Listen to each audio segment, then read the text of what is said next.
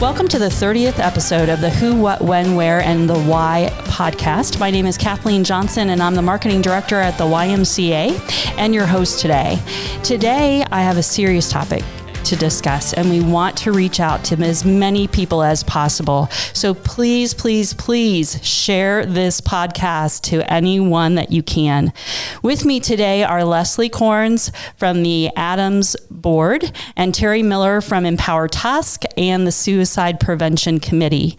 We welcome and thank both of you for bringing this important topic to the podcast today. Let's get started so that we can share this message out with just about everybody. So, Terry, let's start with you. Okay. And just kind of introduce yourself and maybe just a topic that's near and dear to your heart, obviously, and then we'll kind of get started after we meet Leslie. Yeah, I am Terry Miller. Like Kathleen said, I'm with Empower Tusc and the Suicide Prevention Committee. I'm the chairwoman. And mental health, I'm very passionate about it. I'm very, it's near and dear to my heart just because, I myself have some struggles with anxiety, some depression. I also have, men in my life that also struggle with that. And, we're talking about how we can reach the men in our lives today. So, it's very near and dear to me. And Terry is not new to YMCA, so those of you who have been with us for a while, you'll know that Terry was part of our staff for quite a while. She's moved on to bigger and better things, really helping the community in so many great ways. And so we are super excited to welcome her back to our little realm of the world and really get us involved in some this great topic and being able to support what you're doing now in your career and out there with the public. So thank you for being on. Thank you for having me. The Y is such a great outreach organization anyway. So when we can partner together, it just absolutely magic happens. Absolutely. Yes. And so Leslie, tell us a little bit about what you do in the community and where you're from. Sure. So born and raised in New Philadelphia, a graduate of New Philadelphia High School. Go Quakers. Go Quakers. Yep. As long as I can remember, I wanted to be in the mental health field. I come from a family of social workers, and so that's just been how I've been raised. And up until about 7 months ago, when I came on board at ADAMHS, I was a practicing clinician for about 17 to 18 years. And so I'm just grateful for the opportunity to do things on a larger scale with the community. I loved my job working in direct client care, but this affords me a bigger reach for individuals. Great. So I want to get right into the topic. Let's start with what the ADAMHS board does for the community, and then we'll go to Empower Tusc, and we'll kind of enlighten our listeners to what your organizations actually do. Sure. So ADAMHS actually stands for the Alcohol, Drug Addiction, and Mental Health Services Board. In every county in Ohio, there is an ADAMHS board. And in our area, we cover both Tuscarawas and Carroll County. Our agency plans, funds, and monitors and evaluates contracted mental health services. And my role is the manager of community services, and my job is to assist the community with providing local resources of where to go to get help. So one thing is, if you should call the ADAMHS board and you're in need of where do I take someone for substance use treatment, or they're just having some trouble with work stress, we can connect you with our community workers to make sure that you're getting the right fit for your mental health needs. Great. Okay. And so Terry, how does that connect with where you are in Empower Tusc? So Empower Tusc is a local coalition that is aimed at empowering Tuscarawas County. How many times can I say empowering? Yeah. Aimed at empowering Tuscarawas County to help prevent the substance use and promote mental health awareness and wellness amongst all of Tuscarawas County, but also with our young people in the area. So we do that by giving effective education and prevention, also awareness strategies. And we know that healthy, consistent adults have the best influence on children. Sure. So especially, as a mom, as an aunt, as an uncle or a grandpa, all the people that you touch in your life, if you're showing those positive, going to the doctor on time and going to seek out mental health help if you need it, or even just taking your prescriptions properly. kids are going to see that and they're going to follow suit as well. Right. More is caught than taught kind of thing. So good.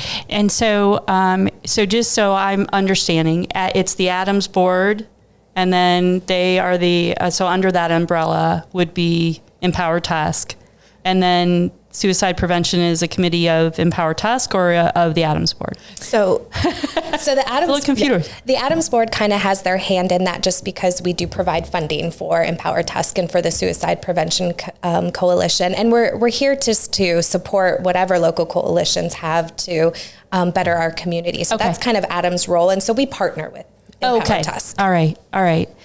Okay. So let's talk some numbers. Let's talk some statistics. I think that our listeners will be shocked, actually, because if this isn't part of your world, you really wouldn't really think about it. So let's talk some numbers. Tell me a little bit about the statistics for Tusc County, or for even Ohio. I don't know where you're going with that, but you can go. Oh, okay. I'll let Terry take this part. So in the last year, 2023. We had, and I think the coroner had put out a report, 13 deaths by suicide in Tuscarawas County. In 2023? Yeah. Okay. So we don't have all the data yet for 2024, but for 2023, we have all that complete data. And of those 13 deaths, 77% of them were males. So the majority were men. Yeah. And of those 7%, 70 of those were over the age of 40. So there's a generation that is maybe feeling some stigma, maybe feeling not able to get help, I guess. I feel like it's that generation of, kind of pull yourself up by your bootstraps. You're the man of the house. You don't need to take that on. And, what we're trying to do is reduce that stigma and let men know, like, it is okay to not be okay. It's okay to seek out help. In fact, I think it takes more strength to admit, like, I'm not okay and I do need to get help for this. So that's kind of what we're here doing. Can I add something to that? Absolutely. Statistics? So based on suicide trends right now and partial data that we're collecting for 2024, we are very, very close, if not meeting last year's total number of deaths by suicide, and we're only at July. So we know that this is growing, that we really need to act quickly and get the message out. Where can these individuals get help, and how can we best support them in the community? Right. Are there other similarities to what you saw in 2013, like other similarities other than gender? So in 2023, we are still seeing that the main demographic is males in that age of 45 and older. So that hasn't changed much. Okay. Yeah. And that's been a trend, which I don't like that word, but that's been consistent with what Ohio is seeing and what the nation is seeing. So, okay. Yeah. All right. So what are some signs that we need to look for in our loved ones that might trigger this type of action, and what should we do, like, as family members? So let's talk about some signs. Sure. So signs for someone who may be experiencing a mental health crisis or having suicidal thoughts.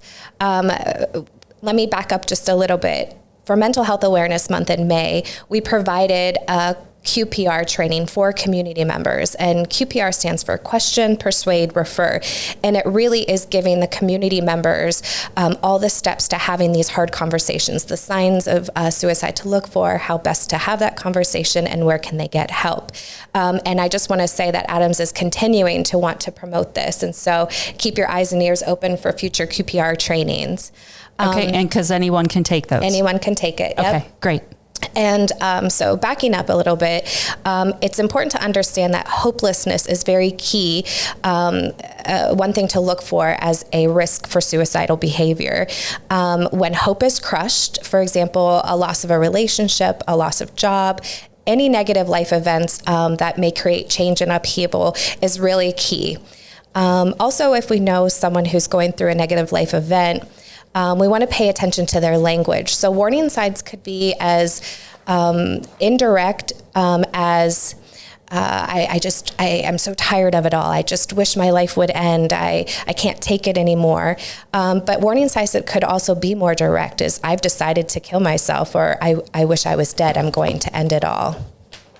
So once we pay attention to life events and then potential language, we want to pay attention to behavioral clues. So if somebody has been sober and all of a sudden they're having a drug and alcohol relapse, if you notice them purchasing a gun, maybe giving away prized possessions or money, or their behavior becomes more aggravated, aggressive, including screaming and yelling. Another key thing is watch out for changes in sleep patterns. We know that sleep disruptions, not sleeping enough, sleeping too much, has a real negative impact on mental health behavior. Something that I'll keep in mind is you don't have to be a licensed clinician to have the conversation, to know what the warning signs are. You know your loved one best. And if you really sense in your gut that something's up, trust that, because we're not the experts in their life. You, the loved ones, are the experts in their life. And then lastly, we talked a little bit about things that could happen to create hopelessness, but situational clues, death of a loved one, sudden rejection from a romantic partner, conflict with friends and family, anticipated loss of financial security, all play a role in those things to look out for. So really a drastic or even just a subtle change in their personality, right? Yeah. So if they were very happy person most of the time and they tend to go the other direction, I would assume that it could go the opposite way too, where they're more reserved and quiet, and then all of a sudden their behavior is weird. Yeah. They just don't seem like themselves. They don't seem like themselves. So a definite change in their behavior after something traumatic maybe has happened. Yeah. So, and I think one of the things that you said is, yes, trauma can have a big impact on someone's degree of hopelessness, but sometimes we judge as individuals, and if you're not in the mental health field, we think that something small may not be a big deal, but we all sort of react to things differently, and our perception of what's hurting and what's not going well is different. And so it's okay if you notice, for example, even a child that they, in 6th grade, because I have a 12-year-old, they have broke up with their boyfriend or girlfriend. That is pain that they're experiencing. Right. And to us who have been in long-term committed relationships, we don't get it, but to them, that's huge. And these things can build up too, right? It doesn't have to be one event. It could be a lot of events that are building into that as well. So yeah, lots of things to really look for. So we talked about some of those myths about suicide. Are there some other ones that we should kind of dispelling some myths out there? I think the first one is, the myth that you shouldn't talk about it. Oh, yeah. Sometimes, saying like to a loved one, hey, are you thinking about killing yourself? Are you thinking about suicide? Can validate feelings for them, can normalize, okay, someone gets it, someone's feeling that. So, because I'm sure there are people that think, well, I don't want to actually say the word suicide because I don't want to put that thought or that seed in their brain. Right. Yeah. But that's a myth. That's correct. Yeah. It's not true. You shouldn't, you don't have to be trained clinician. You don't have to have any significant knowledge about mental health to begin a conversation. Like you can just ask, how the person's feeling, what's going on? What are you going through? Talk to me about it, and making sure that you validate those feelings. Like, oh my gosh, it sounds like what you're going through. It just sounds terrible. Right. And letting them sit with that, like, it's okay to not be okay, but I'm here to support you. I'm here to help you. So, that's one of the biggest things is just checking in. Yeah. And then I think the anxiety is maybe people aren't checking in with their loved ones because what if they do answer that they have been feeling this way, then what? So there's anxiety about even presenting that topic. And so we want to let people know that after you've looked at maybe the warning signs and had this conversation, it's okay to not know what to do because that's what we're here for. So if you reach out to ADAMHS and you call and say, my loved one's really struggling with something, where can I take them? We're happy to point you in the right direction. Yeah, because I think a lot of times it's, I say, hey, Terry, how are you? And then you actually tell me. Yeah. And I'm like, I don't know what to do with that. Right. Mm-hmm. And so I do think people get a little nervous about the conversation because what if I'm not equipped or I say the wrong thing or... And really, just a helpful tip, you can't say the wrong thing if you're just kind of echoing back what they're saying. I broke up with somebody and it's going really bad. Oh, you have a loss. You've spent a lot of time with that person. I'm sure it must be hard not having them in your life. So if you're just kind of just sharing back what they're giving you, I promise you that's doing way more than you even realize. Good. Yeah, I think everybody just wants to feel validated. Yeah. Not even just in like mental health struggles, but just in daily life. Like, hey, that was an awesome thing. Or, hey, that was, just that validation of what I'm feeling is important, is valid. So, right. And typically women are better at talking about it, but not all women, but, cause I'm more of a not emotional kind of person, but typically women would be a little bit easier or a little bit, ready to share a little bit more than men. So we're specifically going to talk to our listeners about a program that's going out there called Man Therapy. Let's talk about a little bit about that. So Man Therapy was brought to Ohio by the Ohio Suicide Prevention Foundation. It actually started in 2012 out in Colorado, trying to deal with the same issues that we are here in Ohio, here in Tuscarawas County, just reducing that stigma and helping men to seek those healthy behaviors and get help when they need it. So it's a place for men and people who care about them to go and learn more about men's mental health, examine their own well-being, and consider a wide array of actions that can put them on the path to seeking help, recovery, and resilience. This is all done with an easy-to-access website that is www.mantherapy.org. And Man Therapy Ohio just helps reshape the conversation about suicide prevention, broader men's mental health by using stories of hope and recovery coupled with humor to cut through stigma. It helps them tackle issues like depression or divorce or even substance use and even suicidal thoughts head on, head on. And it really does take kind of a humor kind of look at things. So let's talk about that marketing campaign, so to speak, and how that's looking different than, some of the other campaigns that were out there before. This one has a definite different approach to it. I think one of the ones that I have just here was that you can't fix your mental health with duct tape.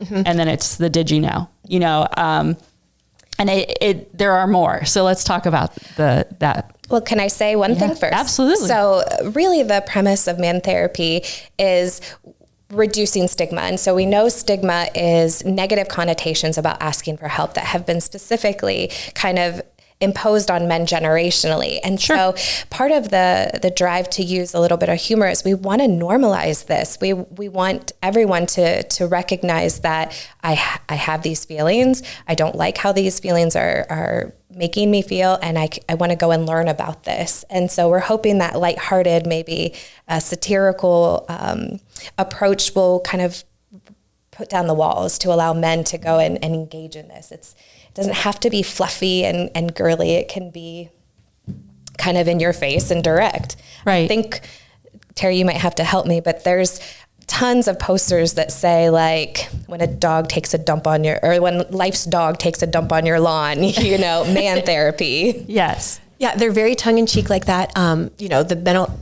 duct tape, like that is my favorite one, just because so many men in my life, that's what they, I'm going to fix this. I'm just going to put some duct tape on it. It'll fix it in the time being. And you can't. you cannot do that with your mental health. You can't just put a Band-Aid on it. You can't just put some duct tape on it. There were others like, when you spend more time in the doghouse than your own house, that's your new house. Just kind of helping men see like the humor in that. And let's see what some of these other ones were. It's a physical for your feelings, but you don't get to keep your pants on. You get to keep your pants on. Oh, you get to keep your pants on. Physical for your feelings. Oh yeah, you get to keep your pants on. A mustache is no place to hide your emotions. There was one that I liked as well that was, according to science, men have feelings too. Yeah, right. And there's lots of them. They're nicely enough, if you are out there in the community, you're going to start to see these posters all over Tuscarawas County, and hopefully to get you to the website. I think one of the other one was about an 18-point check, right? Yes. So let's talk about that one, because I thought that was a great way to get you to the website. Absolutely. So when you get to the website, whether it's by QR code or typing that website into your web browser, the first thing that'll pop up is an 18-point head inspection. So I am not very well versed in cars, but I'm told that is part of a car maintenance, car tune-up. I asked that to Josh, our technician, before we started. Okay. So you go on and it's, just questions about, hey, just checking in, like, are you feeling some feelings of depression or anxiety, or how's your substance use? And then after you've done that, it kind of gives you like a breakdown, like, hey, it sounds like maybe you might be struggling with some feelings of depression, or you might be struggling with maybe your alcohol intake is a little high.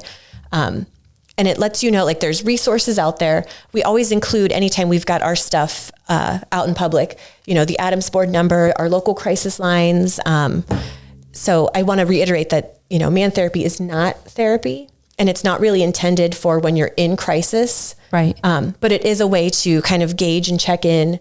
And, there's other, just stigma reduction, as well as humorous things for every kind of demographic. We've got resources for veterans on there, as well as car guys, hunting, golf.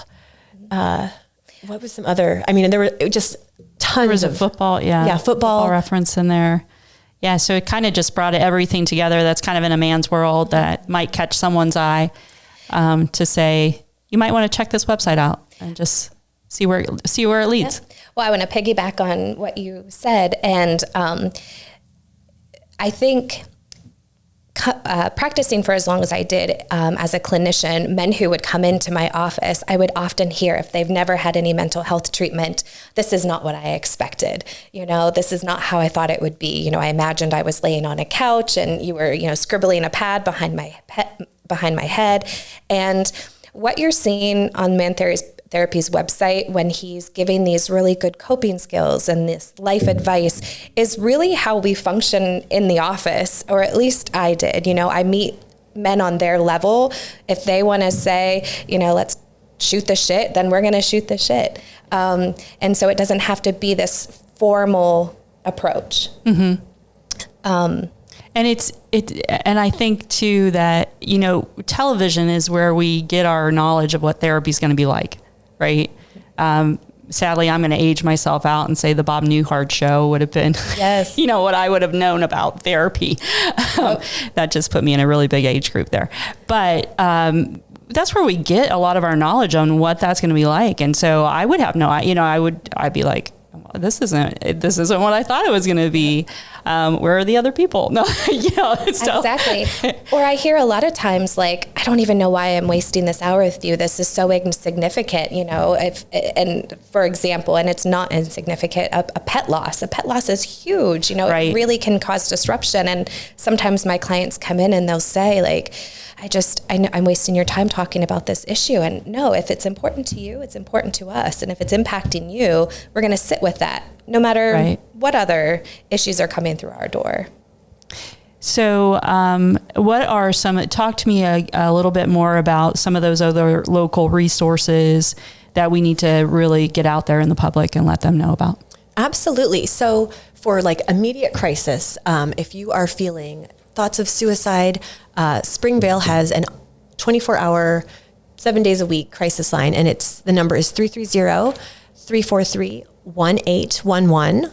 And in Carroll County, it is 330-627-5240.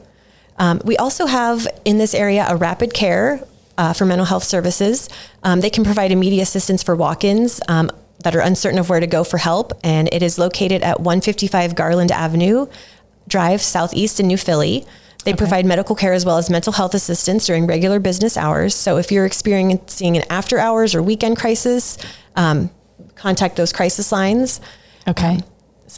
And if I was to do that, if I was to make that phone call, is there going to be like sirens and ambulances and all that kind of stuff coming? Is that happening? No. I mean, obviously those crisis workers are trained that if there is an imminent threat, if they are really feeling like this person is at risk right now, then they're going to send law enforcement and make sure that they're fine. But in general, I would say the majority of the calls are, what do I need to do? Where do I need to go? I'm feeling this way. I just need someone to talk to. Can you stay on the line with me? And for that, you will not see anybody in white coats coming to get you. Because I think that's a fear, right? It is, yes. That when I call, obviously when I call 911, that's what I'm hoping for, right? But when I'm calling a crisis line, that's what's going to happen. I'm sure that's a big fear for people. Yeah. What is there more? Is there some other things that you guys wanted to talk about? and if not, Terry, I'm going to kind of lead you into another question or another thing that I would like you to talk to people about, which is just some better language that we need to, that we really need to be part of, getting away from just the stigma of mental health and that. Yeah, and you brought that up in a meeting that we were at, and I was like, this is a good tool. Yeah, this is a really great tool. And I'm tempted to just hang that along with the posters because sometimes I feel like we need to, that's going to help in more ways than people know. But please, add to whatever you want. Yeah, absolutely. The other thing I'd like to add, just, maybe you're not comfortable talking to someone, 988 is our national crisis line, and it's text available. So if you're struggling and maybe not even in just a crisis, but just, I'm depressed, I'm feeling anxious, I'm feeling hopeless, I don't know what to do, texting 988. Or is that what I'm feeling? Am I depressed? I don't know. Yeah, and someone will respond immediately and get you the resources that you need and help you through whatever you're struggling with. So that's a national crisis line. Repeat that number again. 988. 988. And same thing. If you text that, call that, no one's going to show up at your house. It's not going to be, an ambulance or police or anything like that. It's just going to be someone who's trying to help you work through whatever it is you're going through. So, And typically, who are the people on the other end of those phones? Anywhere from licensed clinicians to just community health workers that have a passion and a desire and have been trained to de-escalate and have those hard conversations. But locally, through Springvale, these are friends of ours and colleagues and people we trust to be there for our community. And the training that you spoke about at the beginning of this is what kind of leads them into that, being on the other end of that phone call? Is that some of it? QPR, yes, they're probably trained in QPR, and I would say crisis intervention work and de-escalation. I'm sure they have, as clinicians in general, we're all mandated to have so many continuing education to keep our license in good standing. So I would assume that's the same. I don't know all the ins and outs of a crisis workers training, but now that you asked, I'm going to look into it more. My other question to you would be, are people more likely to reach out to someone they don't know on the other end compared to calling someone who's personal friend of theirs? What's more likely the case there? I think it depends on the person and their personality. I know some people would be more inclined to okay, this is a total stranger. They don't know anything about me. They can't judge me. And, if I go to my family, what are they going to say? So I think it just depends on the person. Okay. So there's no I can just speak from experience. I think Terry's right on. I think it does depend on the person. I've had people come into my office and say, well, I don't know why I'm talking about all my family's business with a stranger. And sometimes that's part of the stigma. We talk about these things in-house. We don't go outside of the home to talk about our issues. But on the flip side, I would say more often than not, it's people coming in saying, I just need that non-judgmental, unbiased opinion. Tell me, am I right in this, or is it okay to feel this way? And I think that takes the guard down a little bit. All right. Terry, let's talk about some of those languages that we use now that maybe we should, or we used in the past that we're not going to use after we hear this podcast. Yeah, absolutely. So we've really, again, to reduce the stigma, there is so much we can do.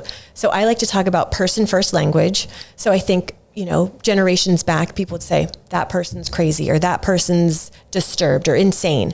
And we don't want to say that that's not helpful. So we want to try this instead. And often not true. Yeah, absolutely not true.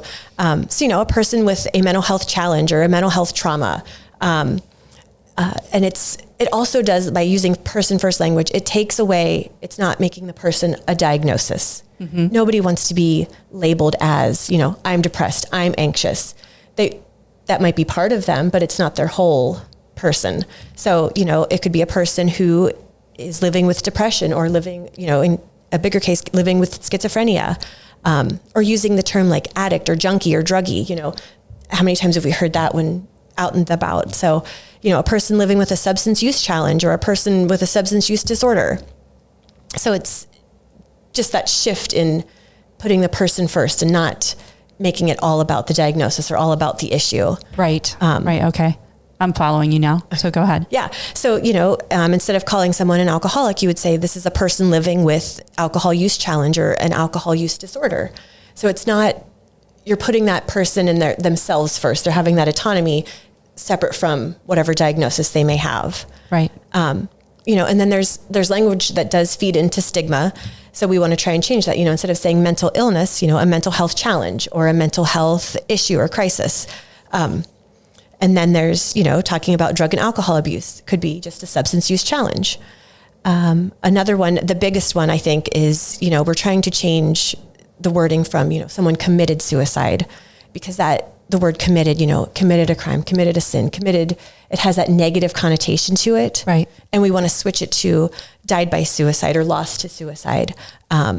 Because the person's loved one who's surviving is going to have that stigma following them as well. So, just all about how you're speaking can really change a person's, outlook or feeling as well. I agree completely. Yeah. A lot of times people talk about, it was a failed suicide or it was a failed attempt, but just attempted suicide would be the better terminology there. Again, it's just about reducing stigma and putting that person first or putting, people first. I think too, when someone's opening up to you, especially if it's a loved one that's saying, I'm really struggling with thoughts of depression, thoughts of suicide, thoughts of, self-harm, not saying, oh, well, you must have depression or you must have this or you must have that. So not like diagnosing a person in your head or out loud, but just saying, oh, I can offer you encouragement. I can offer you hope. I can get you resources that you might need. I can even accompany you to an appointment if need be. Mm-hmm. Like showing that encouragement, showing that support. There's also, sometimes we get fearful of someone judging us. So, you're sharing like, I'm struggling with this depression or I'm struggling with this loss of breakup. And I know I shouldn't, in my head, I think I shouldn't be struggling this much, and having somebody, looking at you in a judgmental way. Well, why would you have dated that person anyway? Or why would you make that choice that you made? Instead of doing that, you try to keep an open mind. I always try to keep a neutral expression as well. But just validating the feelings like we talked about at the beginning, like, man, that sounds like it was horrible. And I can feel that you're in pain and just offering that support of how can I be there for you? How can I help you with this? Can I sit with you? Can I hold space for you? Yeah. So we've revolved a lot of this conversation about the individual that might be having these feelings. And absolutely want to get there before, we want to reach out to them and get them help before. But do these same resources help the people that are on the outside of this as well? The family member, either who knows they have someone who's struggling, they will not get help. Do these resources actually help that person as well? Can they reach out instead of the other individual and say, hey, really, I do have a friend that is struggling with this. Sadly, on the other end of that choice that was made, is there support for the families?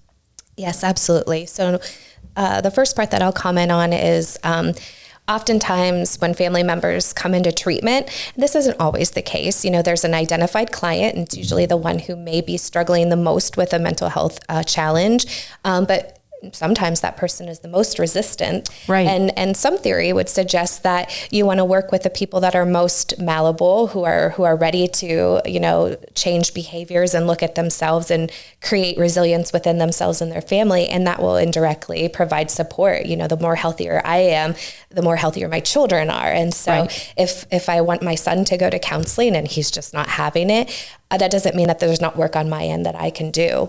And so, yes, I would encourage individuals to seek their own treatment or call in for their assistance. How do I handle this situation? It's so much bigger than me. Right. So there is a support group, and Terry, you might have to help me out with this, but there is Light After Loss and Survivors of Suicide. Those are the two main support groups right now for individuals who have lost someone to suicide. And I know that there are meetings at the ADAMHS board, but I did not come prepared with that No, information. that's fine. But they could call the ADAMHS board to find out that information, correct? Sure can. Yes. Great. Yes. Great.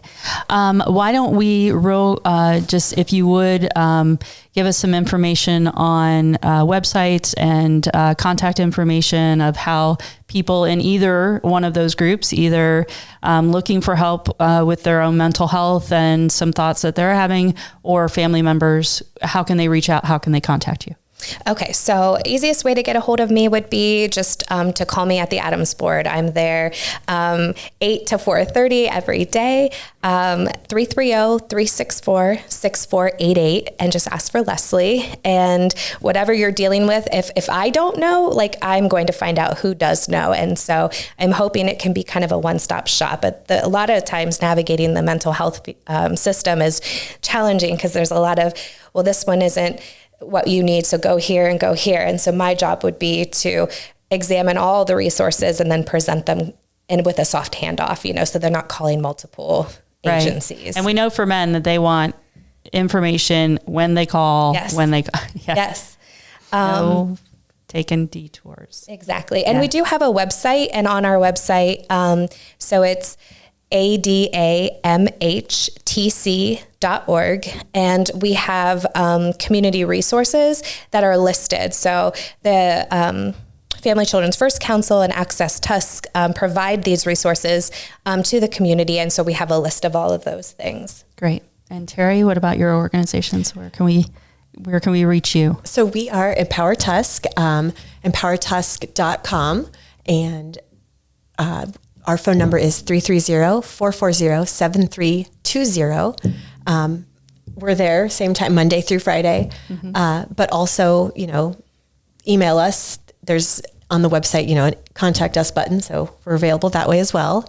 And you're out on those social platforms as well? We are. Okay. And this isn't just an adult topic.